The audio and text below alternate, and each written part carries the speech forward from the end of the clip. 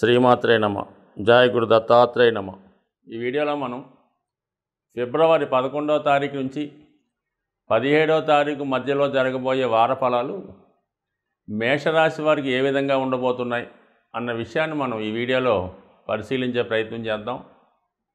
మరి మేషరాశి వారికి ఒక విధంగా చెప్పాలంటే ఈ వారంలో ఇంచుమించుగా మనకి 13వ తారీఖు వరకు కూడా రవి దశమ స్థానమందు సంచరిస్తూ బుధాదిత్య యోగం అనే ఒక యోగాన్ని ఏర్పరచడం, దాని కారణంగా వ్యాపార రంగంలో ఉన్న వాళ్ళకి అదనపు ఆదాయం లభించడం, అలాగే వృత్తిలో చాలా నైపుణ్యంగా ఉండడం, అలాగే విద్యార్థులకి ఉద్యోగ ప్రయత్నాలు ఫలించే అవకాశం ఎక్కువగా ఉంటుంది. మొత్తం మీద దశమ స్థానంలో ఏర్పడినటువంటి ఈ బుధాదిత్య యోగం మరి ఈ రాశిలో ఉన్నటువంటి రాజకీయ రంగంలో ఉన్న వాళ్ళకి ఒక అధికార హోదా వస్తుంది. అలాగే రియల్ ఎస్టేట్ రంగంలో ఉన్న వాళ్ళకి కూడా వాళ్ళ వృత్తికి తగ్గ విధంగా కాన్ఫిడెన్స్గా ధైర్యంతో వృత్తిలో అభివృద్ధి సాధించే అవకాశం ఉంది. ఇక కుజుడు కూడా దశమ స్థానంలో సంచరించడం అనేది జాతకుడి కంటే 2 అగ్నితత్వ గ్రహాలు దశమ స్థానంలో దిగ్బలం పొందడం, అది కుజుడు మరి దశమ స్థానంలో ఉచ్చలో ఉంటూ రుచిక మహాపురుష యోగం అనే పంచమహాపురుష యోగాన్ని ఏర్పరచడం వల్ల జాతకుడు ధైర్యంతో ఎంత గొప్పవాడినైనా ఎదిరించే సామర్థ్యంతో అభివృద్ధికరంగా ముందుకు వెళ్ళే అవకాశం ఉంది. ఇది ముఖ్యంగా క్రీడారంగం, పోలీస్ డిపార్ట్మెంటు, రాజకీయ రంగంలో ఉన్న వాళ్ళకి చాలా సక్సెస్ఫుల్గా ఉండే అవకాశం ఉంది. ముఖ్యంగా ప్రమోషన్ లాంటి ఏమైనా రావాల్సి ఉన్నా, అదనపు బాధ్యతలు చేపట్టవలసి ఉన్న ఈ సమయంలో పదవిలో మాత్రం ఖచ్చితంగా అభివృద్ధి వస్తుంది. దానికి అనుగుణంగా జాతకుడికి రెస్పాన్సిబిలిటీస్, బాధ్యతలు కూడా పెరుగుతాయి. చాలా నిష్పక్షపాతంగా, నిర్భయంగా ఎంత గొప్ప కార్యాన్నైనా సాధించి ఎంత గొప్పవారినైనా ఎదిరించే ధైర్యాన్ని జాతకుడికి రావడం జరుగుతోంది. సో ఆ విధంగానే మరి ఇంచుమించుగా 13వ తారీఖు రాత్రి 7:14 రవి భగవానుడు రవి సంక్రమణం కుంభరాశిలోకి మారడం జరుగుతూ ఉంటుంది. ఒక విధంగా ఇది మేషరాశి వారికి 11వ స్థానం.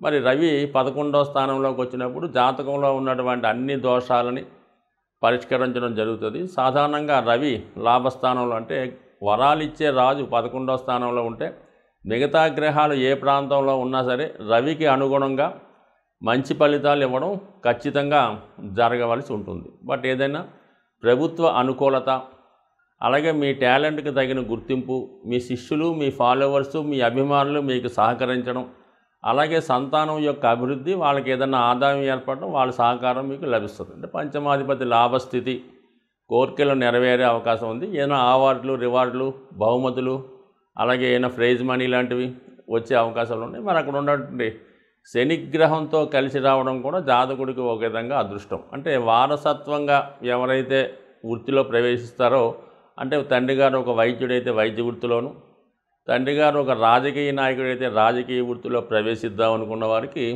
ఈ నెలలో ఒక అద్భుతమైనటువంటి అవకాశం. అంటే ఇంచుమించుగా మనకి ఈ ఫిబ్రవరి 14వ తారీఖు నుంచి ఒక 1 మంత్ లోపల మీరు వారసత్వంగా రావాల్సిన పదవులు చేపట్టడం కానీ, అలాగే ప్రభుత్వ మూలకంగా మీకు ఏమైనా పదవి రావాల్సి ఉన్నా, అధికారం రావాల్సి ఉన్నా, లేదన్నా ఒక ఎండోమెంట్స్ డిపార్ట్మెంట్లోనో ఒక ట్రస్ట్లోనో మీకు ఏమైనా పెండింగ్ ఉంటే అవి ఖచ్చితంగా వస్తాయి. అలాగే మీ తండ్రి గారు ఏదో కారణం వల్ల పదవి విరమణ చేసి ఉన్నా, ఉద్యోగానికి అన్ఫిట్ అయి ఉన్నా, వేరే కారణాల వల్ల వారసత్వంగా వచ్చిన ఉద్యోగాలు ఉంటాయి. ఈ సమయంలో ప్రయత్నం చేయడం వల్ల కంపల్సరీగా వర్కౌట్ అయ్యే అవకాశం ఉంది. అలాగే వారసత్వంగానే కాదు, ప్రభుత్వ మూలకంగా ఉద్యోగపరంగా మీకు ఎటువంటి రావాల్సి ఉన్నా అవి ఖచ్చితంగా ఈ నెలలో వచ్చే అవకాశం ఉంది. గట్టిగా ప్రయత్నం చేయండి, చెప్పుకోదగ్గ సూచన.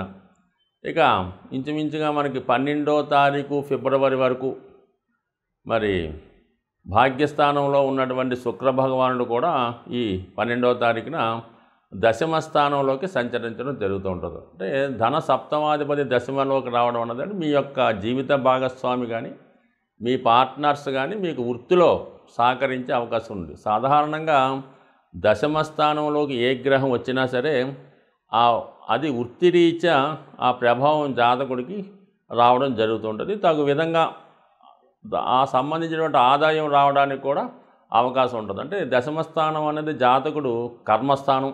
జాతకుడు తన జీవనోపాధి ఏ విధంగా సాగిస్తాడు, తన కర్తవ్యాన్ని బాధ్యతల్ని ఏ విధంగా నిర్వహిస్తాడన్నది దశమ స్థానం బట్టి ఆధారపడి ఉంటుంది. సో అందువలన మరి శుక్రుడు దశమ స్థానంలోకి రావడం వల్ల స్త్రీల యొక్క సహకారం పెరుగుతుంది.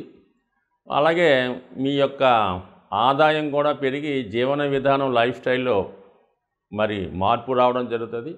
అదనపు సౌకర్యాలు వృత్తిలో ఏర్పడడం కూడా జరిగే అవకాశం ఉంది. మొత్తం మీద ఈ మేషరాశి వారికి చెప్పాలంటే అన్ని గ్రహాలు ఇంచుమించుగా అనుకూలంగా ఉన్నాయి. సో ఈ కారణం వల్ల ఈ రాశివారు మరి లాభస్థానంలో ఉన్నటువంటి శని ప్లస్ రవి గ్రహాల అనుగ్రహం కోసం కంపల్సరిగా మరి సూర్య నమస్కారం చేసుకోవడం, వీలైతే ప్రతిరోజు శివనామ స్మరణ ద్వారా మీ యొక్క విజయానికి మరింత తోడ్పడే అవకాశం ఉంది.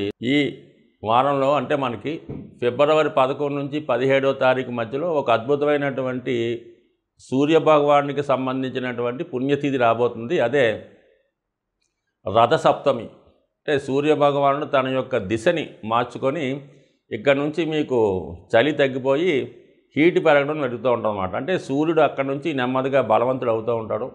సో ఈ విధంగా 16వ తారీఖు ఫిబ్రవరి నెలలో వచ్చే రథసప్తమి కంపల్సరిగా సూర్యగ్రహ అనుగ్రహం కోసం ముఖ్యంగా సింహరాశి వారు, మకర కుంభరాశులు, అలాగే అన్ని రాశుల వారు కూడా సూర్యుని ఆరాధించడం వల్ల సూర్యుని యొక్క అనుగ్రహంతో మిగతా గ్రహాలు కూడా అనుగ్రహించి సరైనటువంటి ఫలితాన్ని ఇవ్వడం జరుగుతుంది.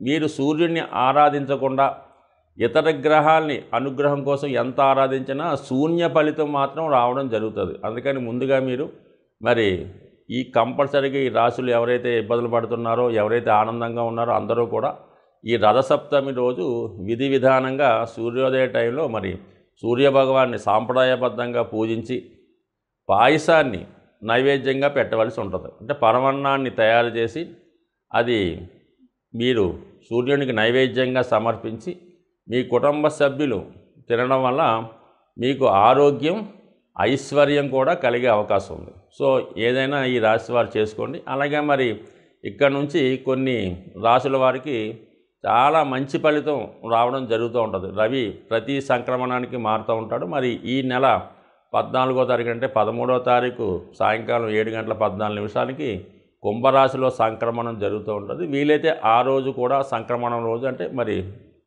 14వ తారీఖున విధి విధానంగా ఉపవాసం ఉండి మరి ఆ రోజు నియమంగా ఉపవాసం ఉండడం వల్ల కూడా రవిగ్రహం యొక్క అనుగ్రహానికి పాత్రులయ్యే అవకాశం ఉంది. ఎవరికైతే ఐశ్వర్యం కావాలో, ఎవరికైతే ఆరోగ్యం కావాలో, ఎవరికైతే రాజకీయ పదవి, ప్రభుత్వ ఉద్యోగం కావాలో కంపల్సరీగా వాళ్ళు సూర్యుడిని ఆరాధించడం వల్ల అతి శక్తివంతులై ఎవరి సహాయం లేకుండా మీకు మీరే సాధించుకునే శక్తి సూర్యుని యొక్క అనుగ్రహంతో లభించే అవకాశం ఉంది. అది సింపుల్గా మరి మీరు ప్రతిరోజు సూర్యాష్టకం కానీ, ఆదిత్య హృదయం కానీ, కేవలం ఓం సూర్యాయ నమః అన్న చిన్న మంత్రాన్ని చదువుకున్నా అంటే మనం ఏదైనా భక్తి, శ్రద్ధ, ఇంట్రెస్ట్ తప్ప గంటసేపు మంత్రాలు చదివినా పెద్ద ఉపయోగం ఉండదు.